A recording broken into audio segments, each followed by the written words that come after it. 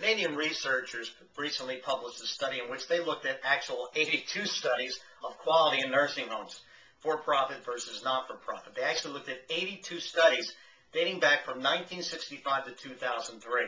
What they found were not-for-profits, nursing homes, had a better quality of care than for-profit nursing homes.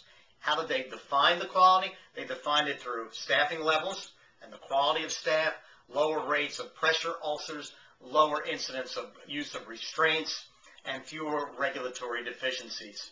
Now, that's an age-old argument in healthcare, even in hospitals as well, mission versus margin.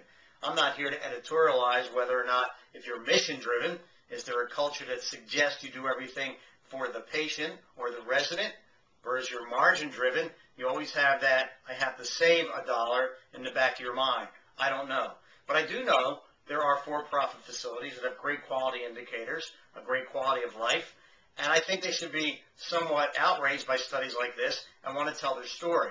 And that's more what this blog's about, not to report the results if necessary, but encourage people to have a dialogue about quality in healthcare, not-for-profit versus for-profit. It seems to me, while there's, one national society for kind of one side of the aisle, more or less, and another for the other, is that, shouldn't we all be one working toward a higher goal? And one of the higher goals might be looking at the first thing about quality, which is staffing. I believe everything flows from there. The staff isn't in place, the quality of staff isn't in place, all the other things are going to suffer or get better as a result. And so I think that calls to mind also this whole profession, if you even want to call it a profession, because for a lot of people in the lower levels of staffing and nursing facilities, it's a job. And if they can get $1 more to go to a restaurant and work, they'll take it.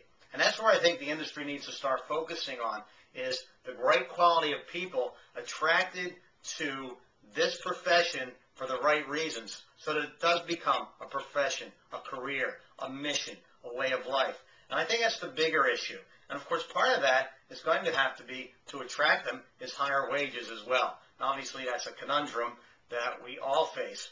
So the question becomes, do for-profits have more to invest in staffing and just aren't because they need to make a profit for their investors, whereas not-for-profits do invest in more staff? Again, don't have the answers, but would like to start at least some dialogue. So why don't you comment back to this blog, or get your own little video camera and make your own video response. Because I think we need to have a discussion about this and not just let studies like this come out and then kind of fade away. All right, so participate. That'd be great. Thank you.